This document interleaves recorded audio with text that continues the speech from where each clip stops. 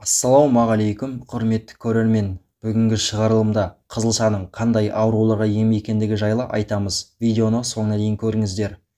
Қызылшаның құрамында көмірсулар, жасұнық, калий, фосфор, кальций, магний, темір, мырыш, А дәрумендерінің негізгі бөлігі С, В1, В6, ПП, Е дәрумендері, сондай-ақ фолий қышқылы бар. Қызылша шырынының емдік қасиеті орасан зор, ал дайындау 5-ақ минутты қажет етеді. Нәтижесінде тұла бойыңызды билеген аурудан әп-сәтте айығасыз. Жинап алған бойда пісірген қызылшаның емдік қасиеті бар. Ол жасы ұлғайған гипертониямен және бауыр ауыратын іші қатқан адамдарға өте пайдалы. Қызылша көп қайнатуды қажет етеді. Сондай-ақ қызылша ағзаны тазалайды, шаршағанды басады, қаназықтың алдын алады, қатерлі ісіктен қорғайды. Қызылша шырынымен бәріміздің күрделі мәселеміз саналатын тамақ ауруын, яғни ангинаны емдеуге болады. Ол үшін бір стакан қызылша шырынына бір ас қасық балды қосыңыз да дайын болған қоспамен күніне 6 рет тамағыңызды шайыңыз. Қызылша шырыны өт жолдары мен ішектерді тазартып, асқазанды емдейді. Асқынып кеткен жаралар мен өзге де қамырған теріні таңып тастауға болады.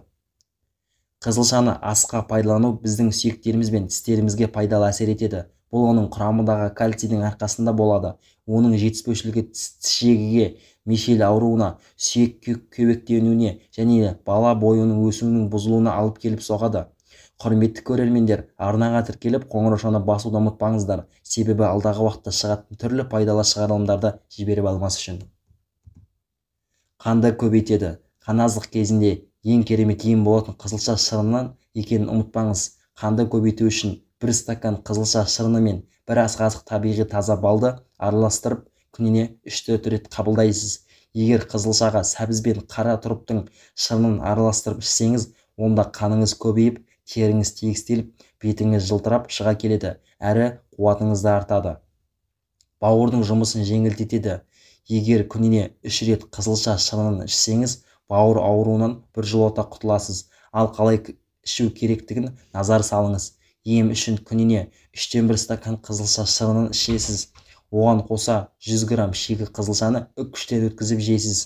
Қызылша құрамындағы бетаин заты бауырдың жұмысын жеңілдетеді. Сонымен қатар өт жолдарына, асқазан ауруларына және сары ауруға керемет ем болады.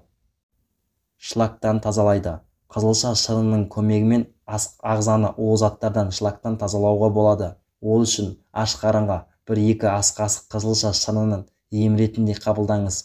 Арада 3 күн өтісімен-ақ кіші дәретіңіздің түсі өзгеріп, бауыр мен ішектің жұмысы жақсарады. Нәтижесінде теріңіз жасарып, ағзаңыз шлактан тазарады. Онкологиялық аурулардың алдын алады. Егер сізде онкологиялық аурулардың белгілері біліне бастаса, дереу қызылша шырынын ем ретінде қабылдауды әдетке айналдырыңыз. 7 күн үзбей ішіп, қайта тексеруден өтіңіз.